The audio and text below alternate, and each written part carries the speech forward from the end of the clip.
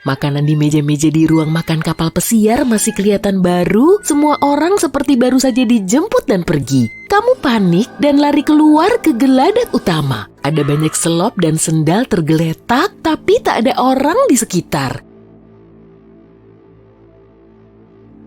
Kamu membungkuk di atas pagar dan melihat kalau kapal pesiarnya masih bergerak. Tak satu pun anggota staf yang kelihatan.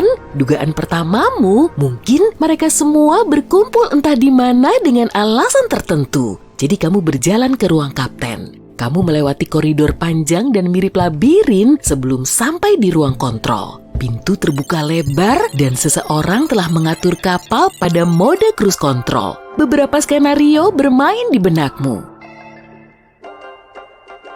Skenario nomor 1 adalah ketika kamu tidur, semua orang bangun dan memutuskan untuk ngerjain kamu. Jadi mereka pasti sembunyi di suatu tempat di kapal. Saat kamu panik karena tak seorang pun di sekitar, mereka akan muncul entah dari mana dan mengejutkanmu dengan pesta dan kue keren. Skenario kedua yang muncul adalah ketika semua orang menikmati pelayaran, tanpa disengaja kapal memasuki dimensi keempat bersama semua orang, termasuk hewan-hewan di atas kapal. Tapi kenapa kamu mereka tinggalin? Skenario ketiga yang mungkin adalah semua orang menemukan kapal pesiar yang lebih bagus di dekat situ dan memutuskan untuk ninggalin kapal demi kapal yang lebih bagus. Mereka cuma lupa ngasih tahu kamu. Tapi kenapa barang-barangnya mereka tinggalin dan makanannya baru dimakan setengah? Kamu mencoba memahami cara kerja kontrol itu, tapi bagimu itu cuma sekumpulan alat acak dan lampu yang berkedip. Gak ada manual pop-up yang bisa dipelajari, tapi ada wifi yang sangat kencang. Kamu menyalakan laptop dan cepat-cepat mencari apa arti benda-benda ini. Dengan cepat kamu mengerti kapal ini dalam mode aman dan punya sensor otomatis untuk mendeteksi saat perairan jadi terlalu ganas. Kamu membuka media sosial dan mencoba mengontak beberapa orang, tapi ponselmu nggak ada koneksi. Yang berfungsi cuma laptop yang terhubung lewat kabel. Ada radio untuk mengontak daratan, kamu pun coba menghubungi, tapi nggak ada jawaban. Tiba-tiba notifikasimu nyala. Kamu melihat foto teman-temanmu yang lagi liburan di rumah, tapi mereka nggak ada di sana. Cuma latar belakang tanpa seorang pun di sana. Semua orang telah menghilang kecuali kamu. Kamu mencoba lagi mengontak seluruh dunia untuk terakhir kalinya, tapi tak seorang pun menjawab. Kamu cek sebagian detail pelayaran dan jadi tahu kalau butuh 11 hari bagi kapal itu untuk sampai dermaga terdekat. Setelah melihat peta, kamu melihat sebuah pulau kecil terpencil yang jauhnya cuma 4 hari perjalanan. Kapal pesiar berlayar dengan kecepatan 20 knot atau 37 km per jam. Sementara itu, kamu menemukan tempat-tempat mewah di kapal. Iklan-iklan di TV hari ini cuma menampilkan latar belakang kapal pesiar kosong tanpa manusia yang bikin kapal kelihatan cukup sunyi. Pada pelayaran 7 hari, sebuah kapal besar butuh lebih dari 4.080 kg selada dan 20.400 kg telur. Umumnya 2.000 steak dan 1.000 kentang panggang dikonsumsi per hari dalam pelayaran dengan lebih dari 1.000 orang. Ada begitu banyak makanan dan bahan makanan yang bisa kamu pakai sampai bertahun-tahun. Kamu sampai di meja resepsionis dan bicara lewat intercom dengan ngasih pengumuman resmi.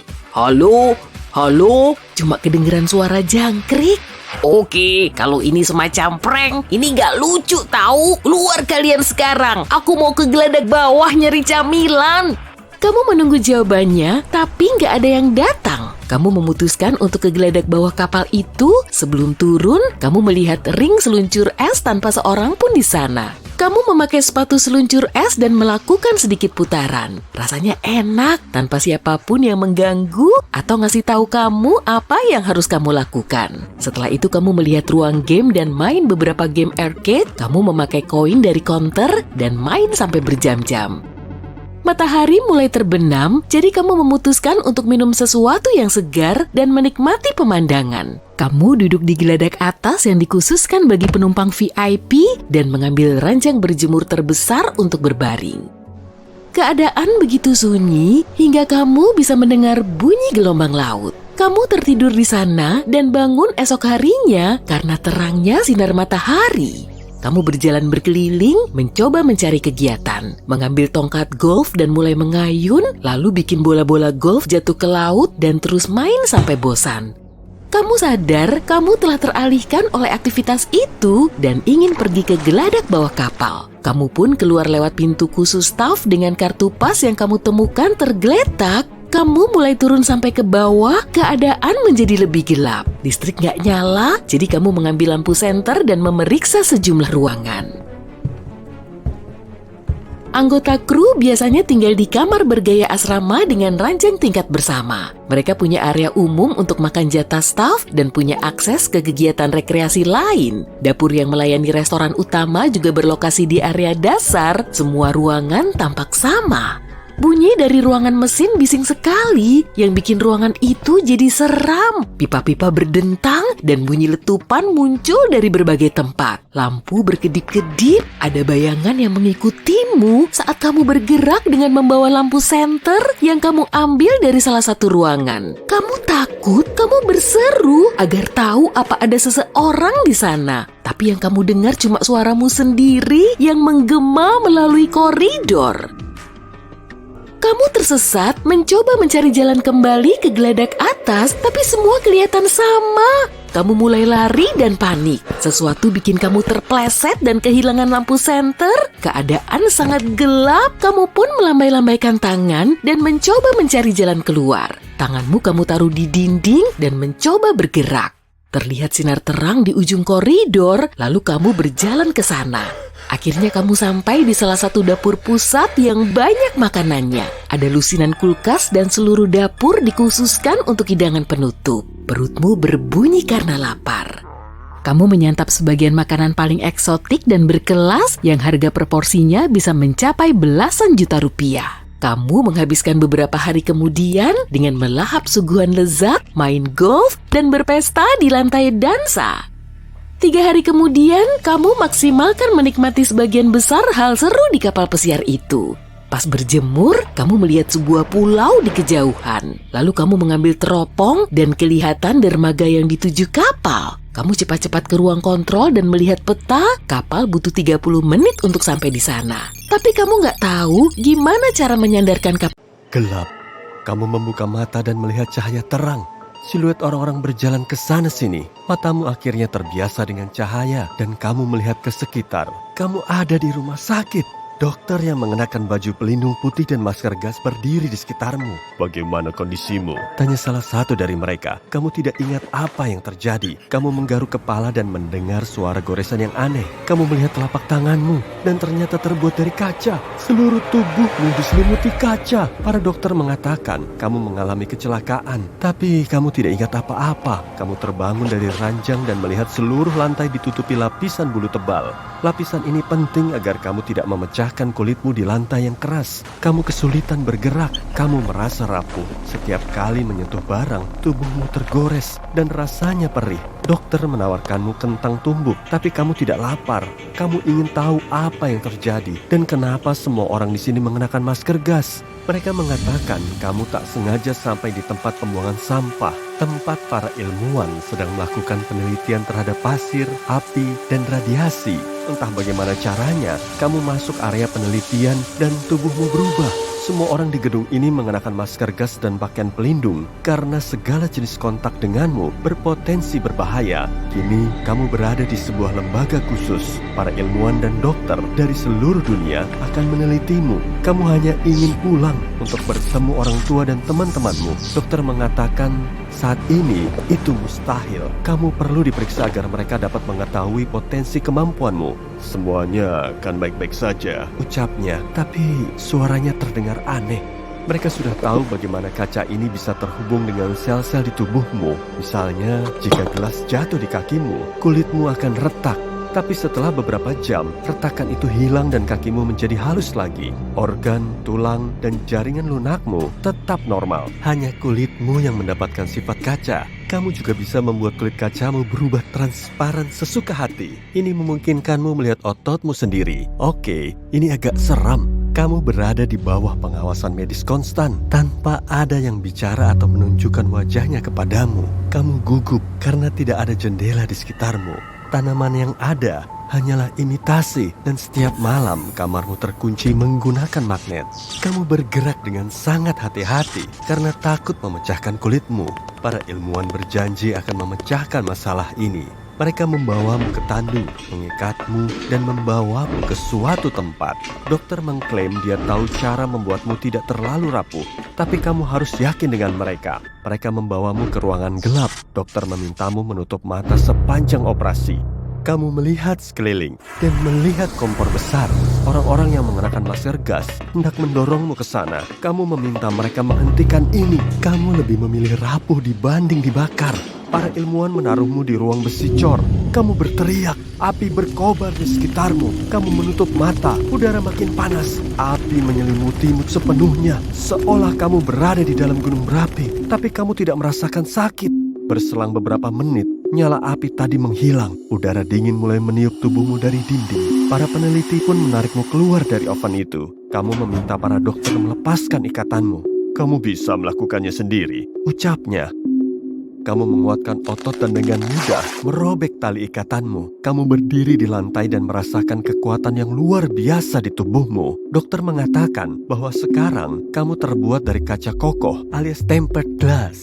Artinya, kamu lebih kuat daripada beton dan sejumlah logam. Sepanjang hari, kamu menguji kulit barumu. Kamu bisa dengan mudah menghancurkan dinding dan menahan segala rasa sakit. Api, panah, palu, tidak ada yang bisa memecahkan kulitmu. Pada akhirnya, para dokter mengikutimu ke ruanganmu. Saat itu, alarm berbunyi. Mereka lupa menutup pintu dan lari ke sumber keributan. Kamu bangun dari ranjang dan berjalan ke lorong. Seluruh bangunan ini dipenuhi lampu merah berkedip. Sirene keras menggelegar di semua tempat. Pintu lift terbuka dan beberapa orang bermasker gas berlari keluar. Kamu sampai ke ruangan terdekat dan bersembunyi di sana. Mereka berlari melewatimu. Kamu melihat sekeliling ruangan. Tampaknya ini adalah laboratorium. Ada ampul, instrumen, dan objek ilmiah lainnya di mana-mana. Ada juga foto sinar X yang tak terhitung jumlahnya di dinding. Kamu menemukan senter kecil dan memasukkannya ke dalam saku. Kemudian, kamu melihat beberapa dokumen di meja. Di halaman pertama, kamu melihat fotomu. Kamu melihat file itu, tapi tak bisa membaca apapun. Alih-alih huruf, ada banyak simbol aneh di halaman ini. Sepertinya ini bahasa asing yang tidak dikenal. Seseorang meraihmu dari belakang. Seorang gadis muda rupanya. Dia menangis dan meminta bantuan. Air matanya menetes di tanganmu. Para ilmuwan pun datang ke lab dan menarik gadis tadi. "Hari dari sini!" Dia berteriak sebelum menghilang di balik sudut. Kamu melihat salah satu dokter. "Tempat apa ini?" tanyamu. "Tolong kembali ke ruanganmu," jawab sang dokter dengan sopan. Kamu pergi dari lab tadi dan mencium bau aneh. Ternyata tanganmu baunya seperti bensin. Ini pasti air mata gadis tadi. Apakah air matanya berubah menjadi bensin? Kamu berbaring di ranjang dan memutuskan bahwa besok kamu akan melarikan diri dari tempat mengerikan ini. Kamu gugup dan tiba-tiba sesuatu terjadi pada tubuhmu. Kamu melihat tanganmu dan melihat pantulan wajahmu. Kulitmu berubah menjadi cermin. Astaga, kekuatan super lain. Kamu meraih sakumu untuk mengeluarkan senter dan menemukan kartu untuk kunci magnet. Gadis itu pasti memasukkannya ke sakumu. Dia mungkin mencurinya dari para dokter. Kini, kamu hanya perlu menemukan dan menyelamatkannya. Kamu berolahraga di treadmill dan meminta izin ke kamar mandi. Para dokter menunggumu di belakang pintu. Kamu mencuci tangan dan melihat dirimu di cermin. Kamu punya ide. Kamu menghidupkan kemampuan cerminmu, berdiri di sebelah wastafel, dan menyatu dengan cermin kamar mandi. Kamu menunggu. Para dokter yang masih mengenakan masker gas menggeruduk masuk ke kamar mandi. Mereka tidak melihatmu. Setelah mengatakan sesuatu dalam bahasa yang tidak dikenal, mereka pergi. Tiba-tiba, salah satu dari mereka kembali. Dia melihat bayangannya di cermin, tepat ke wajahmu. Untungnya, dia tidak memperhatikanmu.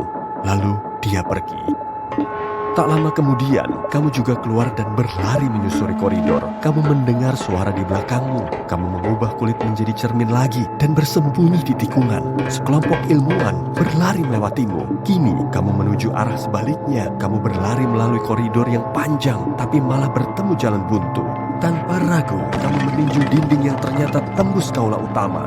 Ada banyak ruangan tertutup berisi orang-orang di sini. Seseorang berselimut api terlihat berjalan di dalam ruangan tahan api. Kamu melihat seorang pria di belakang pintu lain. Alih-alih rambut, tanaman tumbuh di kepalanya. Ada orang dengan kekuatan super aneh di mana-mana. Kamu menggunakan kartu magnet tadi untuk membuka semua pintu, tapi tidak ada yang keluar dari sel mereka.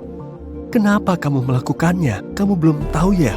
Tanya seorang wanita tua dengan mata lentera. Di salah satu sel, kamu menemukan gadis yang memberimu kartu magnet ini. Kamu mengajaknya melarikan diri bersamamu, tapi dia hanya menatapmu dan menggelengkan kepala. Di saat yang sama, alarm berbunyi lagi. Semua pintu tertutup. Kamu lari dari aula dan sampai ke koridor yang panjang dan gelap. Kamu menutup pintu dan menghancurkan kuncinya. Di sini gelap. Kamu menyalakan senter yang kamu bawa dan mengarahkannya ke tubuhmu. Seluruh koridor pun menjadi terang. Kamu seperti lampu tidur besar. Kamu berjalan lebih jauh dan melihat sumber cahaya lain. Ada jendela. Akhirnya, kamu berlari secepat mungkin mendekati jendela kecil yang mengarah menuju kebebasan. Mengejarmu membuka pintu dan meneriakkan sesuatu kepadamu. Kamu tidak bisa mendengarnya. Kamu hanya ingin melarikan diri. Jendelanya makin dekat. Cahaya dunia luar menjadi lebih cerah. Kamu mengepalkan tanganmu untuk memecahkan kaca. Tersisa beberapa langkah lagi dan kamu berhenti. Matamu dipenuhi kengerian. Seluruh tubuhmu mulai gemetar. Yang kamu lihat di luar jendela tidak dapat diterima oleh nalarmu.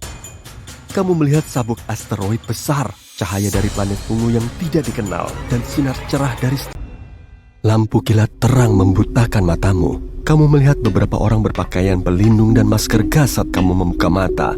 Ada perangkat ilmiah aneh di sekitarmu. Apa yang terjadi padaku? Seorang ilmuwan bertopeng diam-diam menepuk bahumu.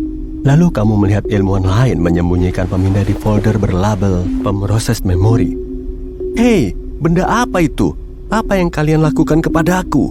Kamu mencoba bangun tapi kamu sadar tangan dan kakimu terikat ke meja. Dan kepalamu ditahan dengan tali. Kamu mulai panik, tapi kamu mendengar suara yang hangat dan menenangkan. Selamat pagi, Sky. Lepasin aku. Diamlah, tenang. Semua baik-baik saja. Kemarin kamu membuat masalah. Rekan-rekan, kenapa kalian mengikatnya begitu? Dia bukan monster kan? Para ilmuwan melepaskanmu, dan pria berjubah putih tadi terus menatapmu dengan senyum lebar. Namaku Dr. Merville. Aku pastikan kondisimu sangat aman. Kamu terlibat dalam eksperimen mengerikan dan kami telah menyelamatkanmu. Gimana dengan kaca di sekujur tubuhku? Bisa kembalikan kulit lamaku? Tentu saja, hari ini rekan-rekanku akan membuatkan obat khusus untukmu. Prosesnya agak lama, tapi malam nanti kamu akan kembali seperti sebelumnya. Dan besok kami akan membantumu pulang. Sekarang rekan-rekanku akan mengantarmu ke kamar. Kamu harus istirahat. Kamu akhirnya bisa bernapas lega. Tampaknya kamu beruntung dan orang-orang ini ingin kondisimu terjamin sebaik mungkin. Arloji Dr. Merville berbunyi. Sampai jumpa lagi, Sky. Saat kamu berjalan menyusuri lorong menuju kamar, kamu teringat rumah dan sebentar lagi para ilmuwan yang ramah ini akan membawamu ke sana. Ayahmu pasti cemas sekali karena kamu udah gak pulang beberapa hari. Tiba-tiba, kisi ventilasi terjatuh dari langit-langit tepat di kepala salah satu ilmuwan bermasker. Dua orang asing, seorang pria dan perempuan, melompat keluar dari lubang ventilasi. Pria itu mengarahkan tangannya tepat ke kamu. Di telapak tangannya, bola ungu muncul, bentuknya seperti gumpalan energi. Dia pun menembakkannya dan bola itu melewatimu. Kamu mendengar suara sengatan listrik di belakang. Saat menoleh, kamu melihat listrik memercik dari mata para ilmuwan. Kepala mereka mulai bergerak tidak terkendali, lalu lepas dan jatuh ke lantai. Ternyata semua ilmuwan yang ramah ini adalah robot. Apa yang terjadi? Astaga, jangan mati. Kalian sudah janji mau membawaku pulang. Kamu mengepalkan tangan untuk meninju kedua orang asing tadi. Siapa dan apa mau kalian? Aba-abamu Cindy, dan aku akan menghajarnya. Pria besar itu terlihat mengerikan. Dia siap bertarung denganmu. Tenang, Bobby. Sky, dengar, mereka semua pembohong. Aku bisa bantu kamu menghilangkan kulit kaca itu. Kamu nggak ingat aku? Enggak. Memang kamu siapa? Kalian juga kelihatannya nggak ramah. Kamu yakin baru kali ini kamu melihat kedua orang ini? Air mata mengalir dari mata gadis itu dan kamu mencium bau bensin. Bau ini terasa sangat akrab bagimu, tapi kamu tidak bisa mengingatnya. Sekeras apapun kamu mencoba. Percayalah kepadaku, kami akan menunjukkan semuanya. Entah kenapa, kamu menggenggam tangannya. Cindy membawamu ke sebuah pintu. Air matanya jatuh di kunci pintu. Lalu dia menjentikan jarinya dan membakarnya. Pintu pun terbuka. Kamu naik ke kursi dan melihat ruang rapat. Lihat ke sana, kamu akan paham semuanya, tapi jangan berisik. Kamu mendengar suara yang tak asing, asalnya dari lubang ventilasi itu. Itu suara Dr. Merville. Para ilmuwan dan dokter yang merawatmu sedang berkumpul di meja bundar. Di salah satu sisinya ada Dr. Merville. Rekan-rekan, tugas kita hampir selesai. Besok, setelah fase eksperimen terakhir selesai, kita akan punya satu pasukan berkekuatan super. Dan dengan bantuan mereka, kita akhirnya bisa merebut kekuasaan di bumi. Tiba-tiba, beberapa ilmuwan berlari ke ruang rapat dan membisikkan sesuatu ke telinga Merville. Yang benar saja, cari mereka. Sekarang juga, jangan sampai mereka melarikan diri. Ternyata, dokter yang terlihat baik ini cuma mau memanfaatkanmu. Dan kamu hanyalah kelinci percobaan baginya. Tapi bagaimana bisa begini? Kenapa? Bobby, bantu dia, cepat. Bobby menyentuh dahimu dengan telapak tangannya. Kepalamu mulai terasa sakit sekali. Kamu melihat kenangan muncul dengan cepat di depan matamu. Sekarang, kamu ingat pemandangan dari jendela stasiun antariksa, Cindy, dan kamu ditahan di sini dengan paksa. Oh, aku ingat sekarang. Cindy, Sky, kita harus segera kembali ke bumi. Ayahku pasti bisa menghentikan Dr. Merville. Aku tahu jalan ke galangan kapal. Kita bisa mencuri kapal dan terbang pulang. Tapi pertama-tama, kita akan menyelamatkan semua orang yang sudah dibawa ke sini. Kita nggak bisa meninggalkan mereka. Sky, dengar, mereka punya ribuan robot. Dan kita cuma bertiga ini nggak akan berhasil. Hei, kalian nggak lihat apa yang bisa kita lakukan sekarang? Bobby baru mematikan satu robot dengan bola elektromagnetik luar biasa. Kamu bisa melelehkan kunci. Kita harus bersatu dan memakai kekuatan baru kita untuk melawan mereka. Kamu benar, Sky. Kita berbeda sekarang. Oke, Cindy. Bisa masuk ke pusat kendali dan membuka sel di sana? Aku dan Bobby akan membebaskan semua orang, lalu kita bisa pergi ke kapal. Oke. Sekarang kalian punya rencana kabur. Tapi begitu keluar dari ruangan, kalian melihat puluhan robot. Mereka mengarahkan blaster ke kalian. Kalian ketahuan. Hahaha. Kalian pikir 3 remaja naif bisa mengalahkanku? Ini bahkan lebih baik. Kami akan melakukan tahap akhir percobaan sekarang. Gadis itu giliran pertama. Kamu melihat tangan robot mendekatkan mesin laser raksasa dan mengarahkannya ke Cindy. Kamu tidak tahu kesalahan apa yang kamu buat saat memutuskan bereksperimen dengan kami. Kamu marah sekali dan mencoba melepaskan diri. Tapi kulit di sekujur tubuhmu mulai retak. Lihat ini baik-baik, Sky. Dia akan menderita karenamu. Sudah kuminta kamu duduk diam di kamar.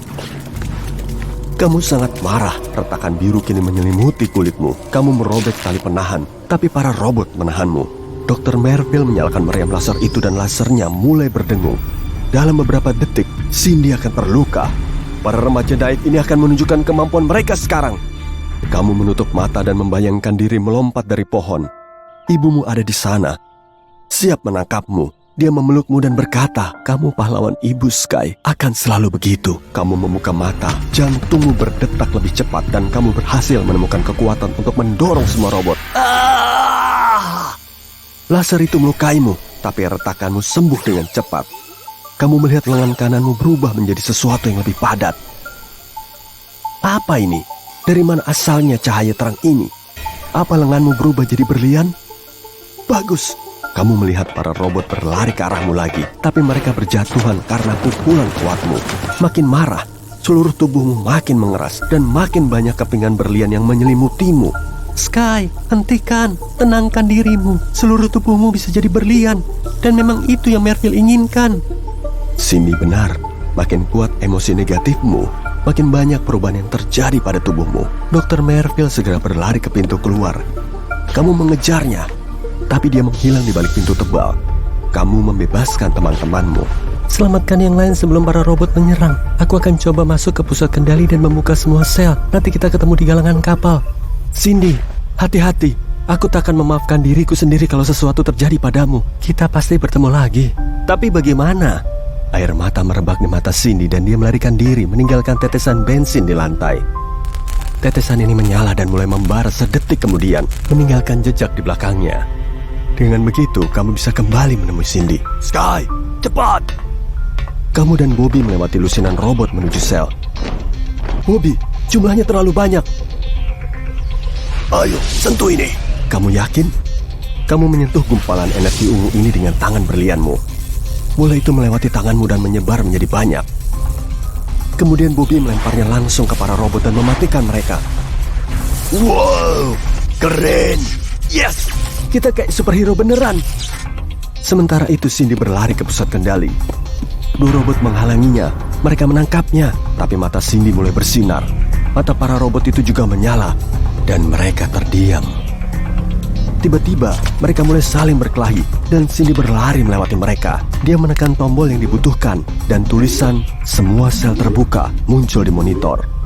Kamu dan Bobby melihat pintu sel terbuka. Seorang wanita tua mengintip dari sel. Alih-alih mata, dia punya lentera terang. Nenek, ayo lari. Oh, itu anjingku. Heli, kemari. Semuanya ikuti aku. Kami akan membawa kalian pulang. Beberapa robot menunggu kalian di lorong. Kamu mendengar anjingmu menggonggong di belakang. Heli, maju. Hajar bongkahan besi ini. Kamu menoleh dan melihat anjingmu mundur sejenak, lalu melompat tepat ke para robot, seraya berubah menjadi landak. Heli menghancurkan para robot dengan ekornya dan menjatuhkan mereka. Anjing pintar, tapi kita harus bikin nama baru buatmu. Tempat tujuan tinggal sedikit lagi. Kalian bertemu pintu raksasa yang mengarah ke galangan. Kita sampai. Kita memang tim yang hebat. Tunggu, di mana Cindy? Mungkin dia ditangkap. Kita harus bergegas, Sky. Aku nggak mau kemana-mana tanpa dia. Tiba-tiba, suara yang mengerikan menembus telingamu. Kepalamu sakit. Kamu mulai gemetar dan jatuh ke lantai. Di saat yang sama, Dr. Merville muncul membawa emitor besar. Maafkan aku, Sky. Dia mengikuti jejak api yang kutinggalkan untukmu. Kalian pikir kalian ini pahlawan super, huh? Apa kalian suka penemuan baruku? Aku sudah berbaik hati. Kalian bisa terus melawan, tapi akan selalu kalah dalam waktu singkat. Atau aku akan membuka pintu ini dan membiarkan kalian pergi. Tapi kamu, Sky, akan tetap bersamaku. Sky, jangan. Kita bisa meledakkan pintu ini. Pasti ada jalan. Kamu bisa mengambil risiko dan kabur, tapi semua orang akan terluka. Tapi, kalau menyerah, kamu takkan pernah bisa pulang lagi. Aku setuju. Matikan benda itu. Kamu harus mendekat ke Dr. Merville. Sekarang, kamu akan melupakan semua yang telah terjadi. Aku akan mengubahmu menjadi berlian yang akan membantuku menguasai bumi. Dr. Merville menekan beberapa tombol, dan kamu menutupi wajahmu menggunakan tangan. Pada saat itu, seluruh koridor menyala dengan kilatan yang terang. Sinar itu dibiaskan ke lengan berlianmu dan memantul tepat mengenai Dr. Merville. Dr. Merville tiba-tiba berubah. Kini, dia terlihat seperti pria biasa dengan wajah yang baik. Oh, kawan-kawan, hai. Apa yang terjadi di sini? Astaga, sekarang malah ingatannya yang hilang. Sky, ini kesempatan kita. Gimana kita bisa buka pintu ini? Tiba-tiba, nenek tadi maju ke depan. Cahaya yang datang dari matanya menjadi lebih fokus. Dia melihat ke pintu depan, dan di area tempat cahayanya menerpa, terlihat sebuah lorong ke sisi lain. Kamu dan tim melewati pintu itu. Lampu padam. Jalan pun tertutup di belakang kalian. Sekarang tidak ada yang menghentikanmu untuk pulang. Kita akan pulang. Aku harus mengingat semua yang diajarkan ayahku. Kamu terbang menembus ruang gelap dan akhirnya bebas. Bobby dan Cindy ada di dekatmu, sementara Heli berbaring di kakimu. Kalian lihat kekuatan super nenek ini? Gimana caranya nenek ini bisa membawa kita ke pintu itu? Sang nenek mengedipkan mata. Semua orang tertawa. Kamu menyelamatkan kita semua, Kapten Sky. Maaf, tadi aku sempat takut. Ini juga berkat bantuanmu. Tunggu, tadi kamu bilang Kapten? Benar sekali, Kapten. Yang lain setuju kan? Semua anggota kru barumu tersenyum dan mengangguk. Kamu pahlawanku. Semoga kamu gak berpikir aku akan meninggalkanmu tadi. Kamu meraih tangan Cindy dan mencium pipinya. Tanganmu tiba-tiba berubah kembali menjadi kaca. Cindy, bagaimanapun aku ingin kulitku kembali. Kamu tadi bilang kamu tahu caranya kan? Temanku ilmuwan yang hebat. Begitu kita kembali dia akan membantumu. Semoga dia bukan robot. Siapa yang menghubungi kita? Ayah? Oh, tentu saja cuma ayah yang bisa melakukan panggilan antariksa. Nak, kamu baik-baik saja? Kamu melihat perwira militer berseragam berdiri di belakang ayahmu. Ya, kami akan pulang. Aku mau cerita banyak sekali. Ayah senang mendengarnya, tapi kamu tidak bisa kembali ke bumi. Panggilan pun terputus. Kamu panik dan mulai menekan semua tombol. Ayah, tunggu. Kenapa? Tiba-tiba kamu sadar, kalian sendirian di luar angkasa dan tidak ada jalan untuk pulang. Bobby, cek koordinatnya ya. Apa kita sudah mau sampai di bumi? Iya, udah setengah jalan, tapi kita dilarang balik ke bumi. Tapi aku nggak suka nurutin perintah. Sebentar lagi, langitnya biru kok. Maju dengan kecepatan full. Semoga nggak ada lubang hitam lagi. Sky, meteorit tepat di depan kita. Pasang perisai. Oke, lintasannya nunjukin meteorit ini melesat ke kita dengan kecepatan 95.000 km per jam. Masih ada waktu. Bobby, alihkan dayanya ke pendorong. Pasang sabuk pengaman. Perjalanan kita bakal menegangkan. Daya perisai tinggal 70% dan turun drastis, Sky. Arahin semua energi perisai ke laser. Beneran? Kita nggak bakal punya pelindung. Waktunya mepet. Sudah. Minggir. Kita harus pulang. Yes! Bobby, tos dulu. Sky, lihat itu. Oh, gawat. Kok ada lubang hitam? Masih ada daya nggak? Udah habis, Sky. 5 menit lagi gravitasi lubang hitam itu bakal menarik kita. Kita harus bagaimana, Kapten? Perhatian semuanya. Jono, segera angkat sumber daya kita. Bobby, lempar muatan energimu ke sana. Cindy, siapin peluncuran. Aduh, ayo nyala dong. 3, 2, 1. Nyala. Udah nyala. Kok pesawat kita nggak bergerak? Udah telat. Kita udah masuk ke horizon peristiwa dan nggak bisa balik lagi. Daya mesinnya nggak cukup untuk melawan gravitasi. Kita udah ada di dalam. Kalau sampai nanti aku pecah. Nggak kok, ada aku.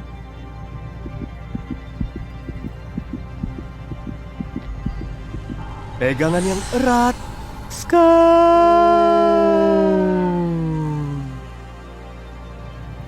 Kalian nggak apa-apa? Nek, terangi kami dong. Di sini ternyata nggak nyeremin kok. Kita bisa terbang ke masa depan. Tuh, cahaya di seantero semesta terus menyusut. Nek, tolong arahin cahayanya ke situ. Ya, kalau udah, nyalain teleportasinya. Kita udah sampai di pusat lubang hitam. Teleportasinya mati. Gimana kita bisa keluar?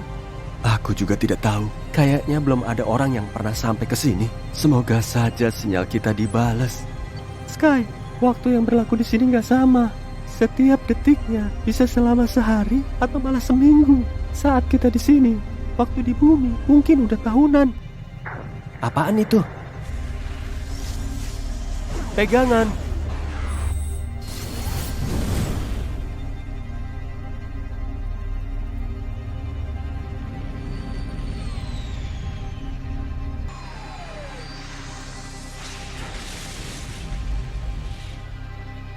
Yes, sampai di bumi kawan-kawan, rumah kita.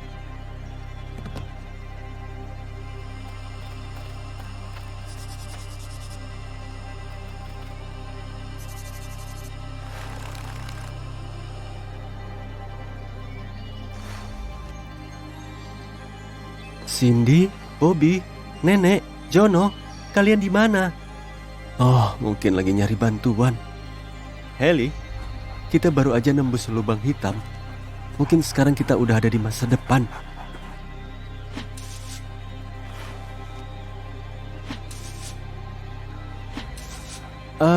Permisi, ini tahun berapa ya? 2250. Hah? Heli, kita udah terbang jauh. Bobby pasti seneng banget. Maaf nih, kamu punya makanan nggak? Ini ada pisang sama daun eukaliptus. Hah? Di sini kamu makan daun? Ya, bergizi loh. Oke deh kalau gitu. Di sini pernah ada orang lain nggak? Aku pernah ngelihat cewek dan cowok gempal. Mereka pergi ke air terjun. Sini, biar ku tunjukin. Cindy, Bobby, teman-teman, teleportasi nenek udah berhasil. Sekarang tahun 2250, keren kan? Yang penting kita ada di bumi. Tenang Heli, nggak apa-apa. Nenek dan Jono kok nggak ada? Mereka lagi istirahat di gua itu. Oh, kalau mau ke kota lewat mana ya? Kami mau nyari suku cadang pesawat. Ada kok, tapi hari sudah mulai malam. Kita perlu nyari tempat untuk tidur. Kalau enggak, kalian bakal kena petaka. Oh, nggak bisa. Kami harus segera pergi. Guys, ayo benerin pesawatnya buat balik ke waktu kita. Udah Sky, nurut aja. Dia lebih tahu tempat ini. Mataharinya mulai terbenam tuh. Kita harus segera masuk ke dalam gua. Guys, kalian kenapa sih? Kebanyakan makan daun ya? Ya udahlah, biar aku sendirian aja. Heli, tingkah mereka ini aneh banget kan? Dingin banget. Gawat banget nih.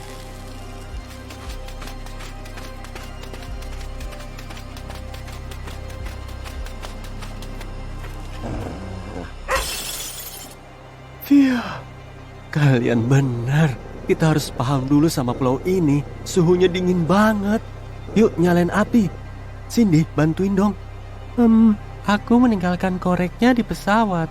Kan masih ada air mata bensin. Jono, siapin ranting buat api unggun dong. Kalian ini sebenarnya kenapa sih? Nenek, Bobby, jangan makan daun lagi lah. Tingkah kalian jadi aneh banget. Kenapa ini? Lepasin aku.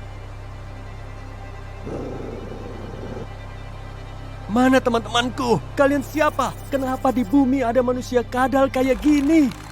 Kata siapa kalau ini bumi?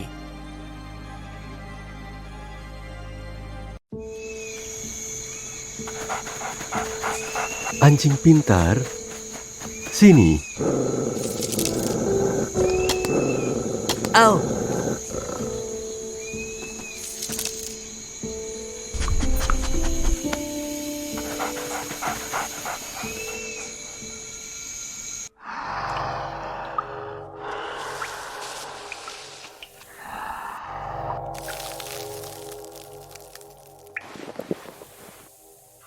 Hei, kita ini sahabatan loh. Masa sih? Aku nggak pernah punya teman. Kok kamu bisa berubah dari manusia menjadi kadal? Terus kenapa planetmu mirip banget kayak bumi? Gravitasinya sama, tanamannya juga sama. Entahlah, di siang hari kami menjadi manusia dan saat malam kami berubah jadi kadal. Memangnya apa fungsi teman? Teman itu harus baik. Jadi bebasin aku ya. Nanti aku akan ngumpulin banyak daun. Oke, ayo. Stop. Itu pasti Raja Planet Kadal ini. Dia udah muncul. Aku akan menyerupaimu dan tetap menjadi manusia selamanya. Semua temanku punya super power dan mereka pasti akan datang. Jangan berharap. Mereka sedang disekap dan cuma bisa bertahan sampai purnama nanti. Setelah itu, mereka akan hilang selamanya. Ya udah, berubah aja jadi aku kalau kamu emang pengen banget jadi kaca. Biar nanti aku bisa menghancurkanmu. Tenang aja, aku bisa bikin penawarnya dan membuang kulit kacamu. Lagi, kenapa nggak ngefek juga? Dia punya cinta sebagai pelindung. Cindy. Kalau begitu dia nggak berguna. Biar warga kota saja yang memutuskan nasibnya.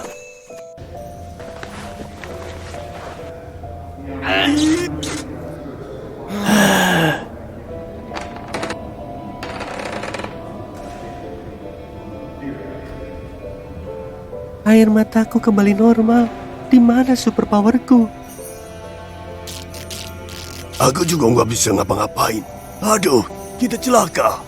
Berarti kita harus cari cara lain. Hei, jangan berisik. Pak penjaga, ini pasti ada yang keliru. Kami cuma manusia biasa yang lagi jalan-jalan. Secara hukum, kami berhak menghubungi orang tua kami. Tidak, kalian sangat mencurigakan. kalian cuma punya satu hak, yaitu diam.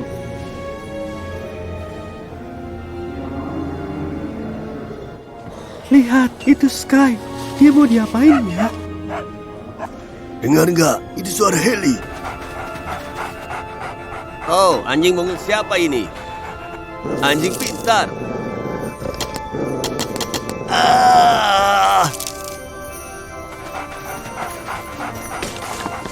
Ayo Heli, buruan. Kita harus nyelamatin Sky.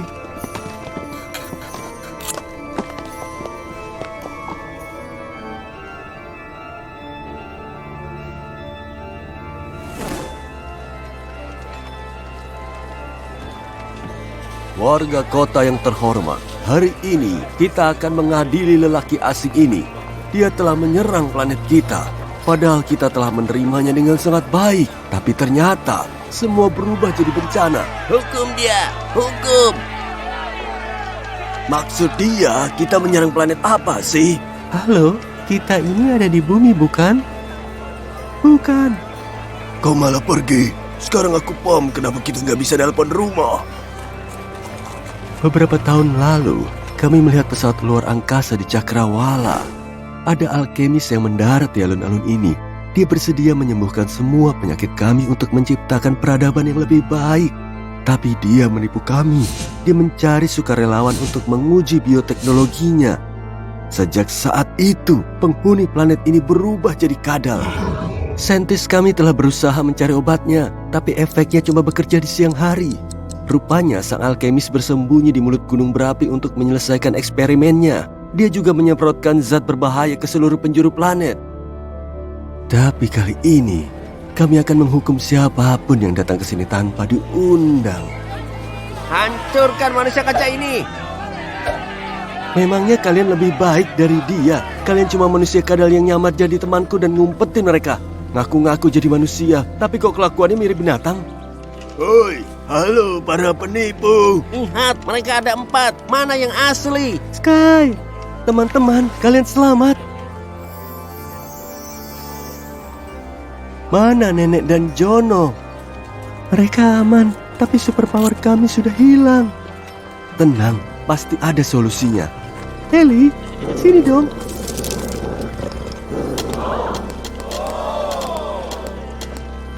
Alkemis itu merenggut kemampuan kalian untuk jadi manusia, dan kalian berhak marah kok. Tapi kalau kelakuan kalian kayak binatang, sisi manusia kalian pasti akan musnah. Benar. Kamu benar, Sky. Kami bukan binatang. Kami adalah manusia.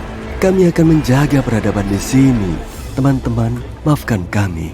Sulit loh hidup di dalam tubuh orang lain. Bagian kedua obat kami masih dipegang sang alkemis. Kami akan bantu kalian warga desa Kadal. Kami akan mendatangi sang alkemis untuk mendapatkan obat yang hilang. Kalian harus ke sana sebelum gelap. Aku tahu jalannya.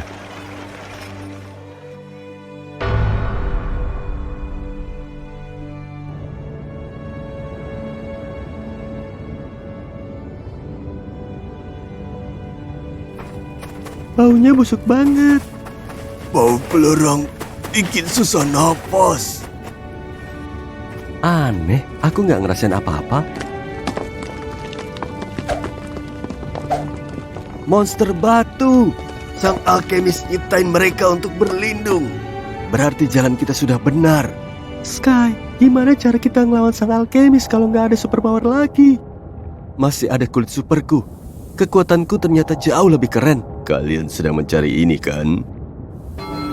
Serahkan obatnya alkemis biar kita nggak perlu duel. Oh ya ampun, itu kan Dr. Merville.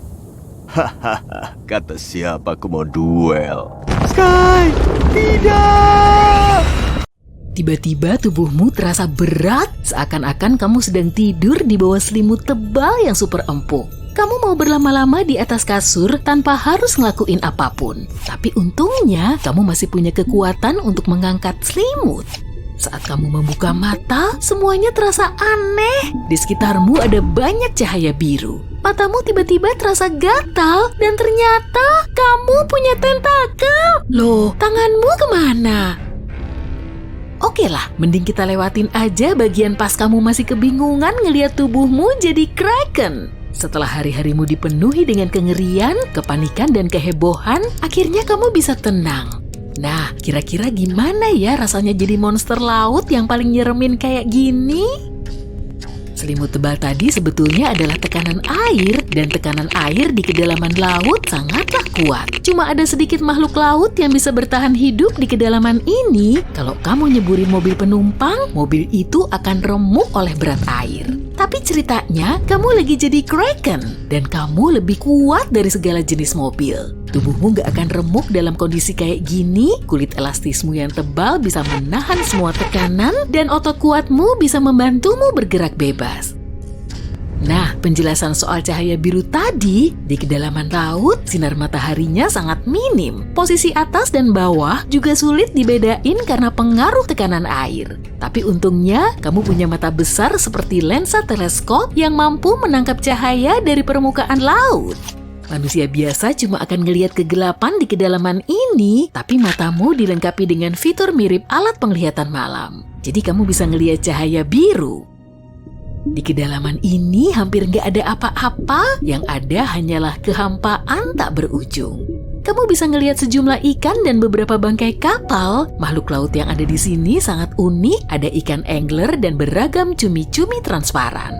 Kalau dipikir-pikir, temanmu di sini hanyalah cumi-cumi raksasa dan kamu jadi ketua gengnya. Jadi kehidupan di bawah sini lumayan monoton. Kalau kamu mau berenang ke atas, pasti bakal lebih seru karena di situ ada banyak makanan.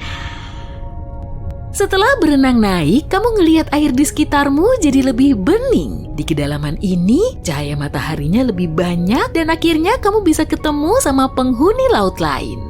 Penyu, hiu, ubur-ubur, gurita, dan ikan pari langsung kabur saat mereka melihatmu. Tapi ubur-ubur tetap diem tuh. Mereka cuek dengan kedatanganmu. Lalu kamu nyari tempat makan dan ngeliat sekawanan ikan. Mantap, ada makan siang tuh. Nyam, nyam, nyam, nyam, nyam. Setelah makan, kamu tetap di situ sambil nakut-nakutin ikan dan lumba-lumba. Niatnya sih, kamu cuma mau ngisengin mereka. Kamu juga punya cara mantul untuk mengontrol ke-10 tentakelmu. Semua yang kamu rasain saat ini sangat sulit diungkapkan dengan kata-kata, tapi gimana jadinya ya kalau tanganmu terus membesar? Pasti bakal keren banget. Kamu bisa manjangin tentakelmu sampai seukuran pesawat Boeing. Kamu juga punya pengisap untuk mencengkram apapun sampai mangsamu nggak bisa lolos. Berkat tentakel ini, kamu bisa berenang cepat. Caranya dengan menggerakkan tentakel ke berbagai arah, lalu merapatkannya agar tubuhmu bisa maju. Arus air kuat yang terbentuk akan menghalau ikan ke arah samping. Dari kejauhan, kamu ngelihat paus biru. Ini adalah mamalia terbesar di dunia. Tapi di hadapanmu, ukurannya cuma sebesar anak anjing. Aktivitasmu cuma berenang, makan, nakut-nakutin hewan laut lain, gitu aja terus. Hidupmu mulai ngebosenin, mau sampai kapan kamu begini terus? 100 tahun atau 1000 tahun? Karena pengen seru-seruan, kamu berenang ke atas lagi dan matamu langsung silau oleh cahaya matahari terik. Artinya kamu perlu terbiasa dulu dengan kondisi ini. Air laut terasa tenang dan tak berangin, tiba-tiba di depanmu terlihat titik kecil.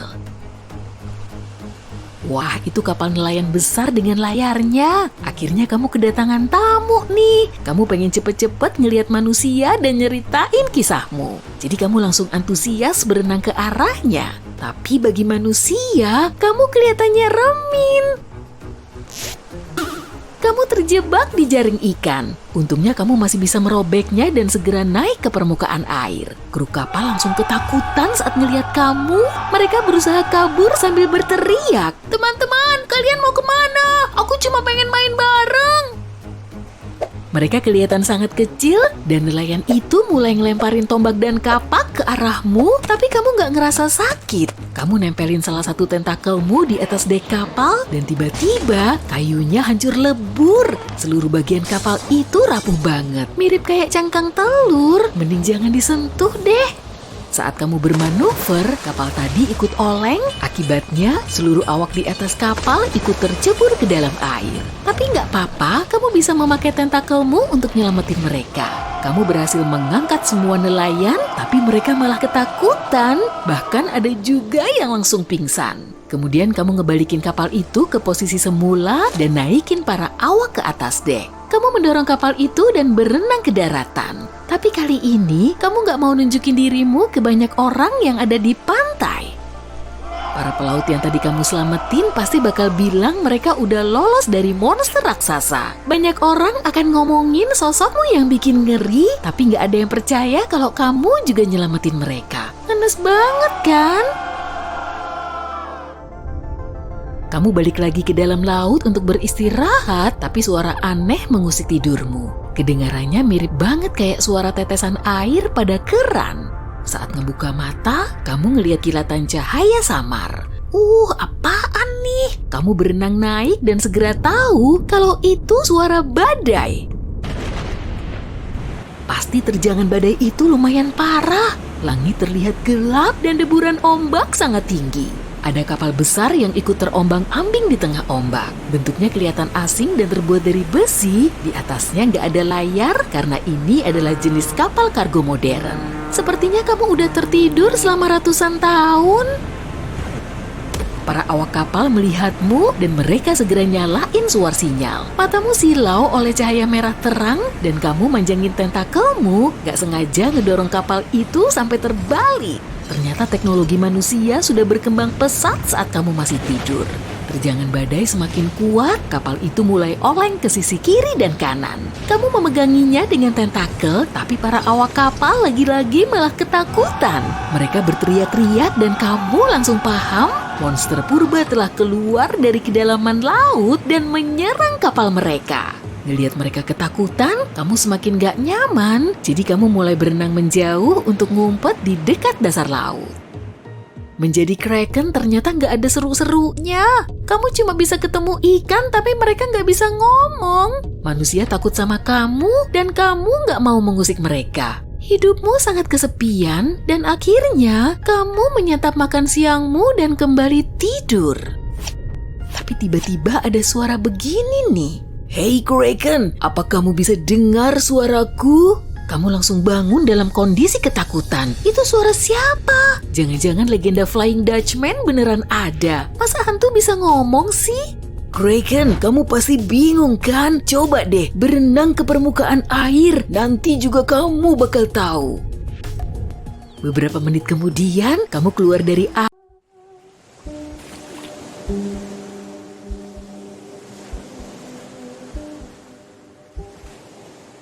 Hei Megalodon, aku tahu kamu ada di suatu tempat di luar sana. Andai aku bisa melihatmu sekali saja. Meg, aku mau cerita. Ini hari yang kutunggu. Tapi bagaimana jika dia tidak mencintaiku? Aku pernah melihatmu dalam mimpiku. Kamu memanggilku. Semua orang mengira kamu gak ada. Tapi aku tahu kamu ada.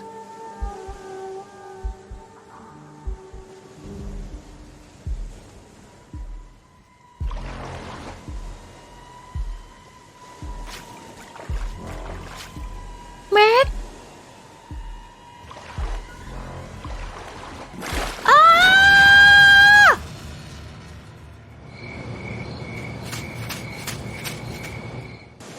Lisa, maaf. Aku tersesat. Lisa?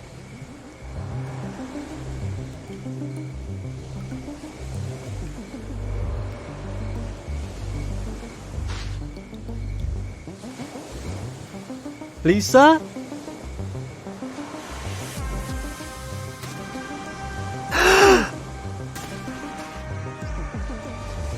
Tolong, seseorang tolong.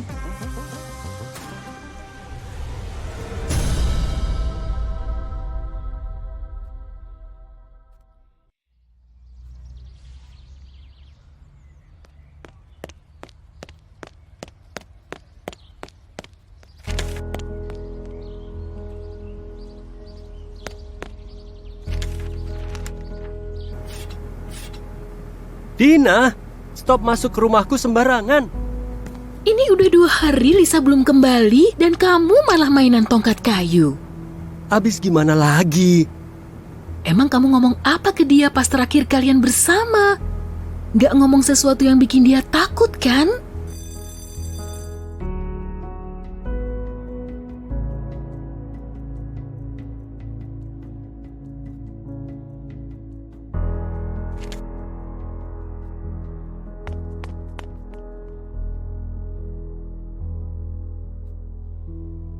Kami akan bertemu di tempat dia selalu menunggu Meg. Lisa pikir dia belum punah. Aku nggak tahu kenapa. Kenapa? Ini ada di kamarmu. Di mana dia? Aku melihatnya berenang menjauh. Aduh, kemas barangmu. Ayo cari dia. Dan tinggalkan tongkat konyolmu. Enggak. Ini bakal membantuku membawa Lisa pulang.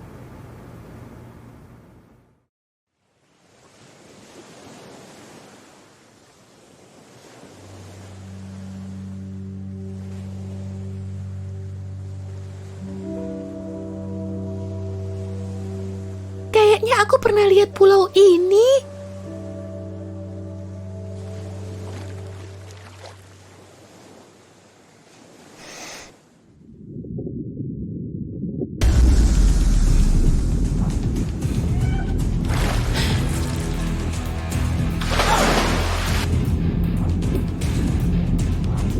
Tenang ya, tenang. Aku gak bakal menyakitimu. Aku temanmu.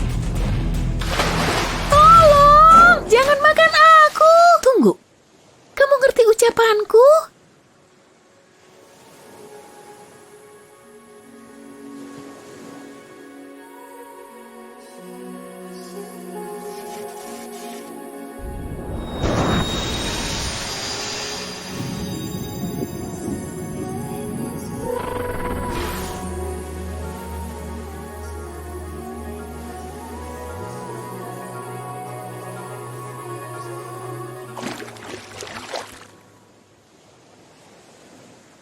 Iya benar, rantainya.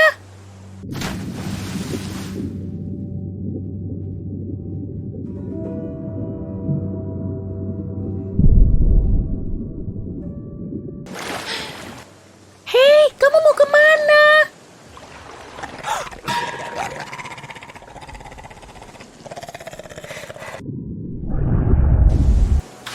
Tunggu. Kamu keren. Makasih udah nyelamatin aku, Meg.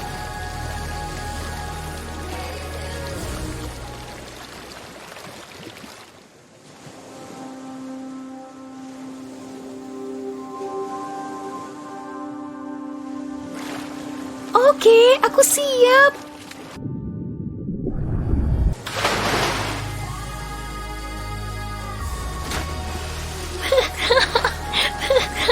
Barusan seru banget.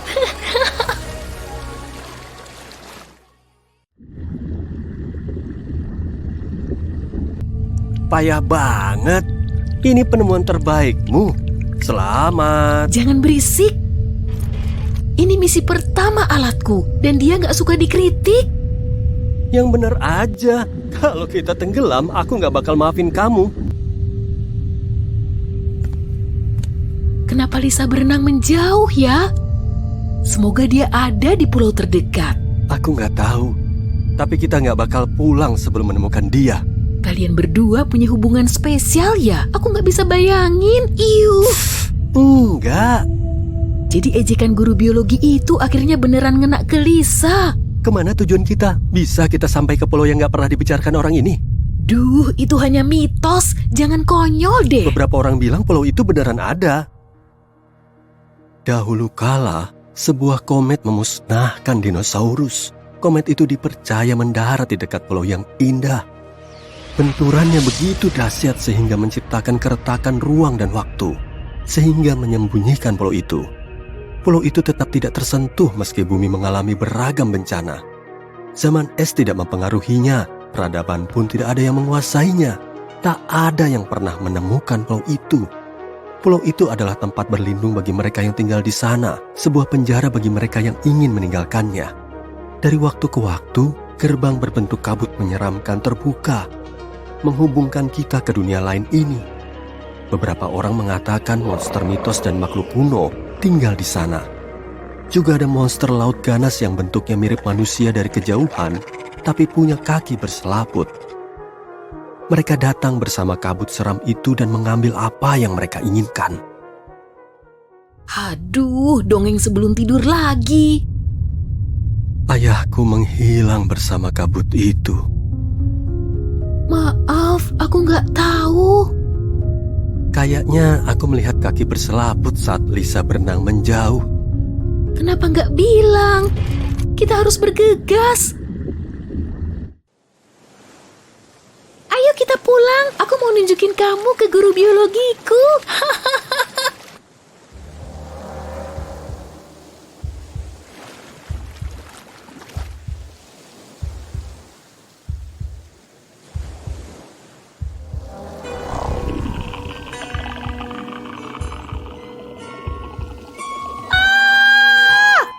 Megalodon adalah hiu terbesar yang pernah ada, tapi nggak cuma itu aja. Megalodon juga menjadi salah satu ikan dan predator terbesar sepanjang sejarah dunia.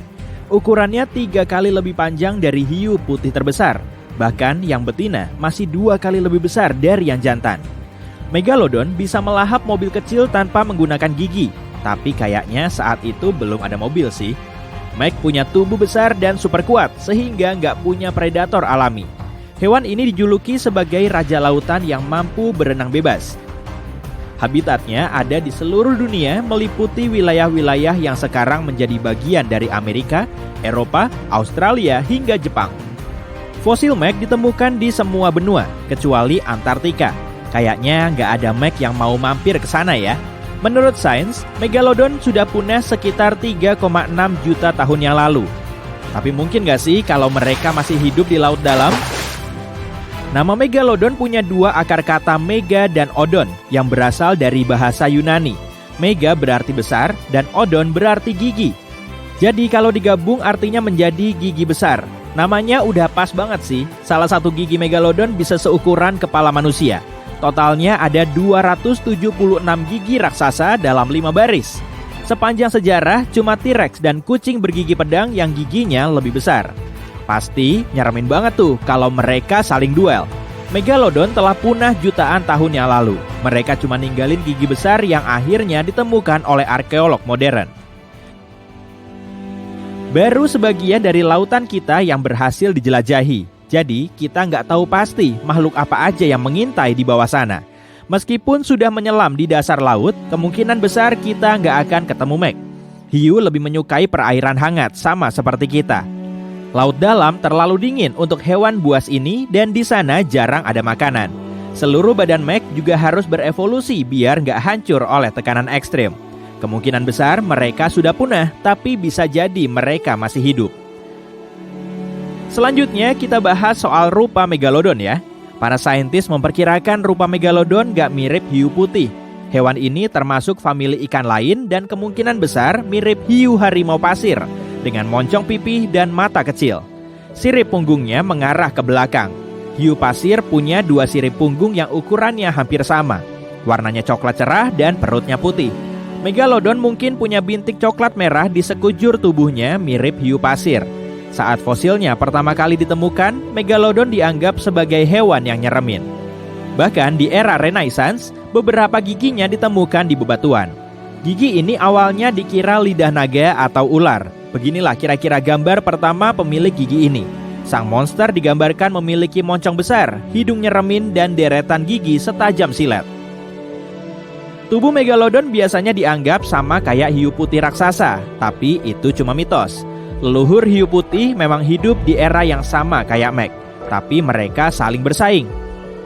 Hiu putih lebih jago berburu dengan badannya yang lebih kecil, dan mereka lebih gesit untuk merebut mangsa Megalodon. Mereka juga suka memangsa anak Meg, yang ukurannya masih setengah dari Meg dewasa.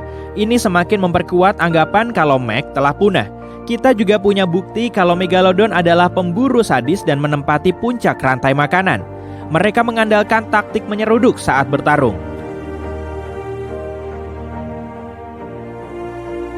Megalodon biasanya bikin mangsanya kaget karena mereka cuma punya satu kesempatan untuk menyeruduk.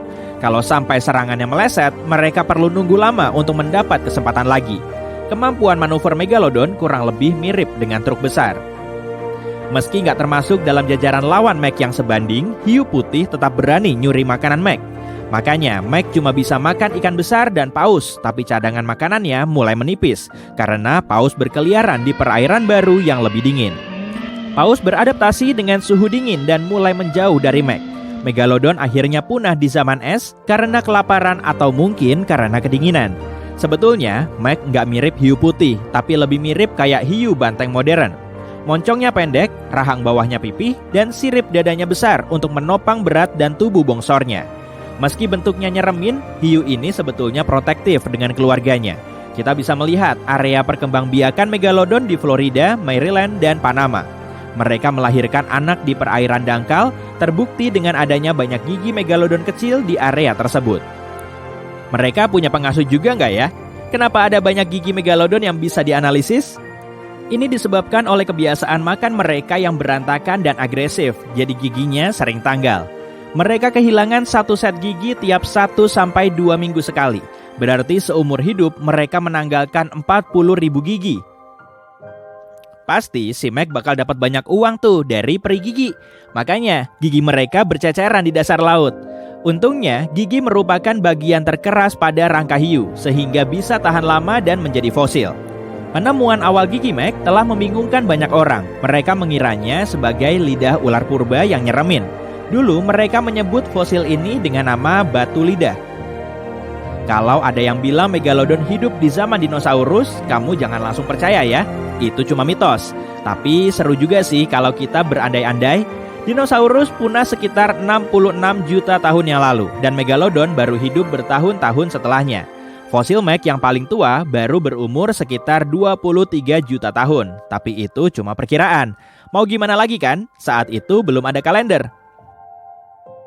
Mereka telah punah jauh sebelum manusia ada. Homo sapiens pertama aja baru muncul sekitar 2,5 juta tahun yang lalu.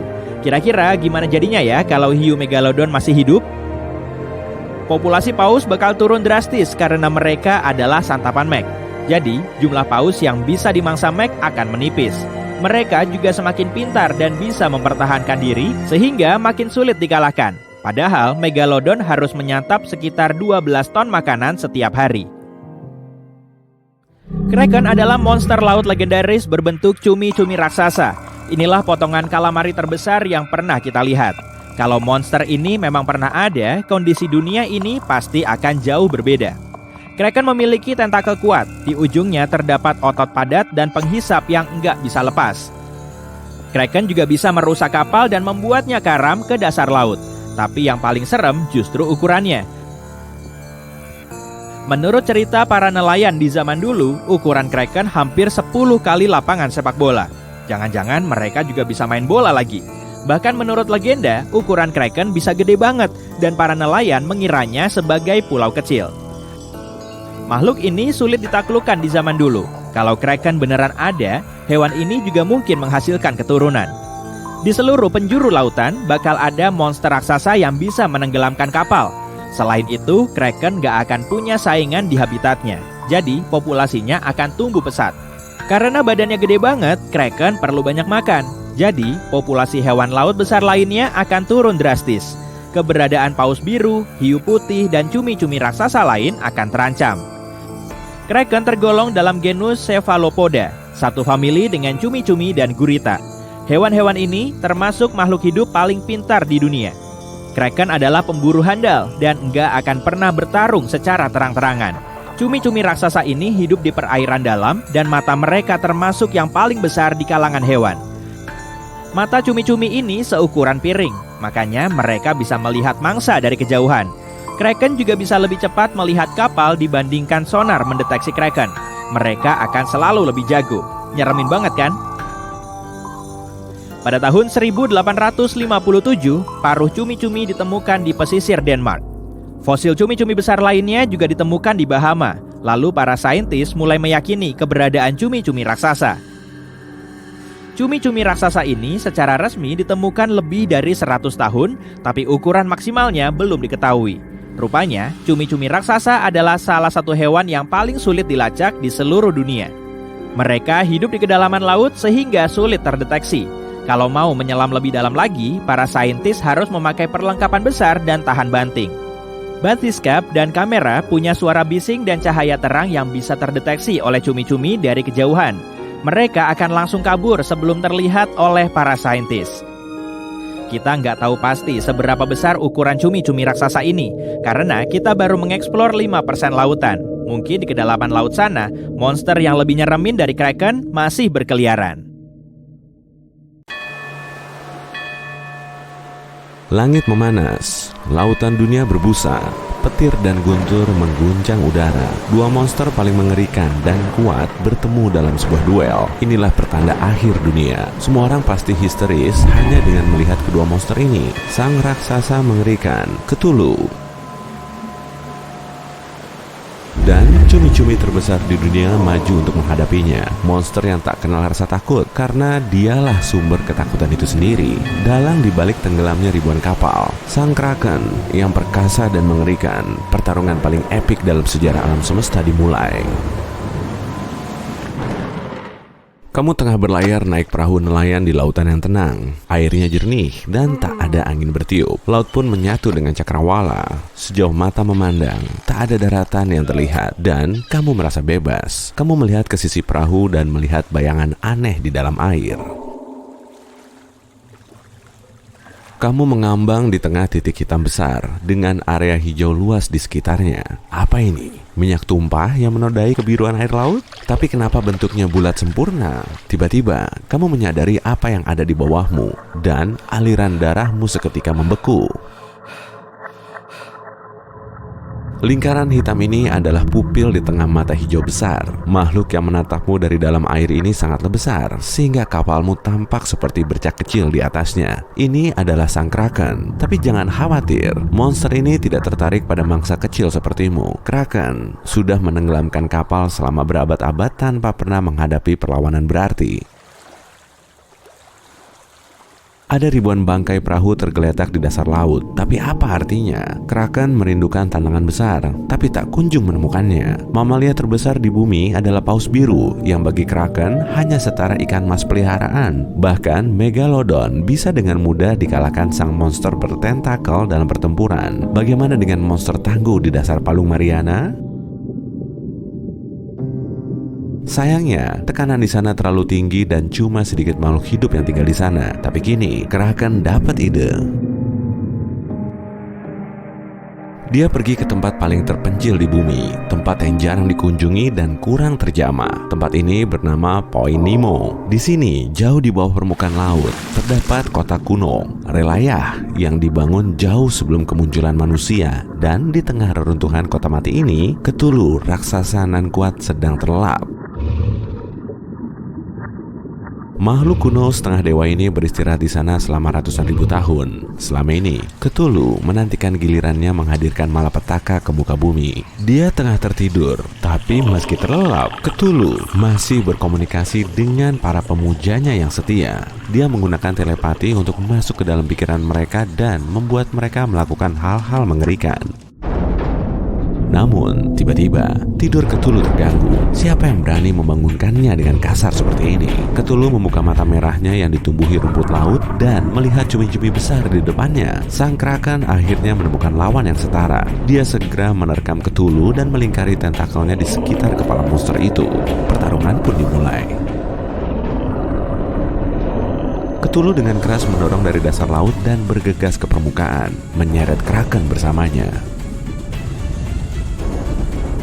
Dua monster raksasa yang lebih besar dari gedung pencakar langit tertinggi muncul dari air. Laut mengamuk dan awan berkumpul di atas medan perang. Diselimuti amarah, Cthulhu menyerang sang kraken. Tapi sepertinya kraken sama sekali tidak terluka. Kilat menyambar di tengah awan hitam yang bergolak.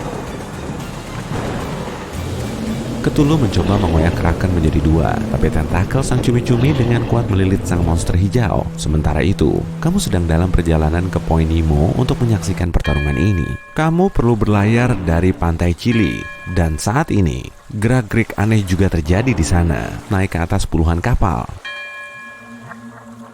Ada kapal penangkap ikan biasa, serta kapal angkatan laut bersenjata berat lengkap. Dan saat kamu bertanya kemana mereka hendak pergi, semua orang hanya memberimu tatapan gelap dan menjawab, memasuki keabadian. Kraken menguasai pertarungan, dan Cthulhu memanggil para pemujanya untuk membantu. Dia memanggil semua kapal tadi untuk mengalahkan sang musuh, tapi butuh 2 hari sebelum bala bantuan pertama tiba ke medan perang. Cthulhu akhirnya mengoyak sang Kraken dan melemparnya ke air. Cumi-cumi itu menyerang lagi, tapi Cthulhu menggenggam tentakelnya dan mengangkatnya sampai ke atas kepala. Petir menyambar sang Kraken, tapi itu tidak lebih dari percikan kecil bagi sang monster raksasa. Di saat yang sama, para pelaut yang terpana berdiri di geladak sambil melihat ke arah medan perang. Malam harinya, mereka tertidur dan melihat mimpi yang sama tentang kota kuno Relaya. Di tengahnya, ada kapel yang janggal, dan di dalamnya, sang Cthulhu duduk di singgasananya memanggil semua pemujanya. Siang berganti malam, hingga siang selanjutnya, kedua monster masih bertarung hingga titik darah penghabisan. Dan akhirnya, titik-titik kecil berkumpul di sekitar mereka. Kapal bala bantuan telah tiba. Mereka siap menyerang sang Kraken, dan Cthulhu memberi mereka perintah telepati. Tapi sang Kraken masih punya satu kartu as. Selama ini, dia menenggelamkan kapal bukan sekedar untuk mengisi waktu. Dia kerap menyelamatkan ribuan makhluk laut yang terperangkap jaring ikan. Dan sekarang, mereka dan keturunan mereka dari seluruh lautan datang untuk membantu sang Kraken. Gurita besar, paus biru, hiu putih besar, belut listrik, semuanya menyerang kapal-kapal musuh. Paus menyundul kapal selam, dan belut mematikan mesin kendaraan dengan aliran listrik mereka. Tiba-tiba sang Kraken menyelam ke bawah air. Apakah dia menyerang atau ketakutan? Tentu tidak. Cthulhu menatap ke laut dan menunggu serangan sang cumi-cumi. Kraken berenang di bawah manusia dan makhluk laut yang bertarung. Dia mulai memutar tentakelnya, menciptakan pusaran air raksasa. Kapal-kapal itu kini kandas dan Cthulhu hanya bisa mengandalkan dirinya sendiri. Kraken adalah makhluk yang kuat, tapi bagaimanapun juga, dia cuma sekedar hewan. Sementara Cthulhu super cerdas, namun keji. Dia tahu Kraken adalah monster laut dan bisa kalah dengan mudah di daratan. Raungan Cthulhu mengunjang langit, petir menghantam lautan, airnya mendidih. Kota kuno Relaya pun terangkat dari dasar laut. Kraken tidak bisa melarikan diri di sini. Dia butuh air. Sang cumi-cumi berjuang melawan sang Cthulhu dengan kekuatan terakhirnya. Tapi tanpa air, ajalnya sudah di depan mata. Sang Cthulhu menang. Kini, setelah dibangunkan, dia akan menghancurkan seluruh dunia seperti ramalan tentangnya. Tapi pertarungan itu tak mungkin luput dari perhatian dunia. Berkat data satelit, dunia sudah tahu apa yang sedang terjadi. Dan sebuah rencana telah dibuat untuk menaklukkan sang monster kuno andaikan dia menang. Jet tempur memasuki medan pertarungan dan menyerang Cthulhu. Monster itu mengangkat tangannya ke langit. Awan berkumpul di sekitarnya. Kilat berkilau di awan, menghilangkan listrik dalam radius ratusan kilometer, termasuk perangkat elektronik di dalam pesawat jet. Mereka jatuh ke air. Tidak ada cara untuk mengalahkan sang monster legendaris. Tapi apa itu? Ratusan satelit tiba-tiba berjatuhan dari langit. Cthulhu tidak tahu bahwa Point Nemo adalah tempat pembuangan sampah antariksa. Karena ini adalah titik terjauh dari bumi. Menjatuhkan satelit mati ke sini aman bagi umat manusia. Saat ini, ratusan satelit jatuh menghantam kota kuno dan membombardir sang monster. Goyah akibat serangan mendadak ini, Cthulhu mundur ke bawah air bersama kotanya. Saat itu, dia memutuskan untuk kembali tidur ribuan tahun lagi dan menunggu momen yang tepat untuk menghancurkan dunia. Kemampuan pengendalian pikiran Cthulhu membuat semua saksi pertempuran melupakan apa yang mereka lihat. Umat manusia sekali lagi melupakan bahaya yang tertidur di dalam kedalaman laut. Cthulhu tidak ingin manusia siap menghadapi kebangkitannya. Jika kamu memasukkan koordinat daerah ini ke GPS, kamu bisa melihat di mana Point Nemo berada. Pada tahun 1997, para ahli ilmu kelautan merekam suara misterius dari kedalaman laut. Suara ini dinamai bloop dan dapat dengan mudah ditemukan di internet.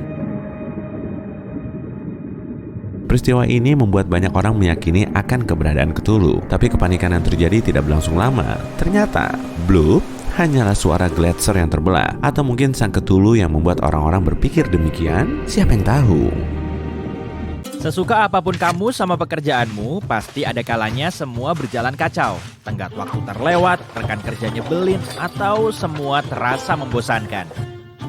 Nah, aku mau ngasih tahu kalau ada yang jauh lebih buruk daripada itu semua. Dan aku punya buktinya. Mari kita lihat beberapa pekerjaan terburuk sepanjang sejarah. Pada zaman Henry ke-7, ada beberapa orang yang tugasnya adalah menemani raja ke kamar mandi. Mereka juga harus melihat apapun yang terjadi di sana dan memastikan bokong raja itu bersih setelah menjalani tugasnya. Padahal itu bukan hukuman. Orang-orang bahkan berlomba untuk pekerjaan ini. Kenapa? Karena mereka bisa mendekati raja pada saat kewaspadaannya turun. Artinya, mereka bisa membahas berbagai topik dan bahkan memengaruhi keputusan tertentu. Lanjut ke pekerjaan membosankan. Menjadi nomenklator di masa lalu mungkin adalah pekerjaan yang paling membosankan. Pekerjaan ini sama sekali tidak berbahaya, tapi super membosankan.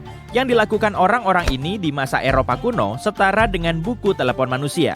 Mereka membuntuti atasan mereka di berbagai pesta dan harus mengingat semua yang mereka lakukan, siapa yang mereka temui, dan apa yang mereka bicarakan. Pekerjaan pun kawalah pun sangat membosankan. Bisa dibilang orang-orang ini cuma kipas manusia. Dahulu, saat kipas langit-langit atau AC belum ditemukan, pun kawalah menghabiskan sepanjang hari berdiri di satu tempat, menjadi kipas angin. Kalau pernah nonton video DIY, kamu pasti berpikir, wah, bikin sabun itu gampang dan satisfying banget. Soalnya bersih dan aromanya wangi. Tapi dulu tidak begitu. Dahulu, menjadi pembuat sabun sama dengan bekerja sebagai ahli kimia industri. Saat itu, sabun dibuat dengan bahan-bahan seperti larutan alkali, abu, dan lemak hewani. Semua ini dicampur bersama sampai semua bahannya menjadi padat. Seperti yang bisa kamu bayangkan, sabun seperti ini jelas tidak beraroma lavender atau kamomil. Apalagi bahan kimia keras tersebut berpotensi menimbulkan efek negatif bagi si pembuat sabun. Kalau kamu pernah bertanya dari mana istilah nitpicking dalam bahasa Inggris berasal, yap, dahulu ini adalah sebuah pekerjaan. Pada masa-masa tertentu dalam sejarah, wig sangat populer, tapi masalah kutu juga lumayan umum. Apa yang dilakukan para nitpicker? Pasti kamu udah bisa nebak. Mereka memakai minyak lavender dan sisir untuk menyingkirkan makhluk menyebalkan itu dari wig. Aku kurang suka naik treadmill. Tapi di era Inggris Victoria, ada orang yang harus menggunakan alat ini sepanjang hari. Mereka disebut treadmiller. Mereka naik ke treadmill dan memakai kekuatan kaki untuk menggiling jagung berjam-jam tanpa istirahat. Pemetik oakum juga pekerjaan paling membosankan dan melelahkan dalam sejarah. Mereka mengurai tali untuk mencari jenis serat tertentu. Oakum adalah serat dari laut yang sangat diminati karena bisa melindungi kayu dari air. Masalahnya, kamu hanya bisa mendapatkan dari salah satu dari dua sumber ini, yaitu tanaman itu sendiri atau dari tali tua yang mengandung serat khusus ini. Itulah sebabnya beberapa pelaut di kapal ditugaskan untuk mengurai berkilo-kilometer tali kasar dan tebal ini menggunakan tangan mereka untuk mencari serat oakum. Aku bertanya-tanya bagaimana orang bisa bangun pagi ketika jam alarm atau ponsel belum ditemukan. Tapi ternyata pada abad ke-19 di Inggris dan Irlandia, orang-orang menemukan solusi yang lumayan kreatif, yaitu knocker-upper.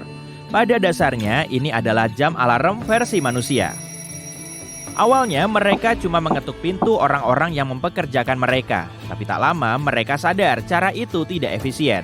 Lebih parahnya lagi, mereka sering membangunkan tetangga yang tidak ingin bangun dan mereka selalu mengeluh tentang suara berisik. Jadi apa solusinya? Tongkat panjang dengan kenop di ujungnya. Karena sebagian besar pekerja sering tinggal di lantai 1, knocker-upper cuma berkeliaran di jalan-jalan sambil membawa tongkat untuk mengetuk jendela. Tapi kemudian ada pertanyaan lain. Siapa yang membangunkan para knocker-upper?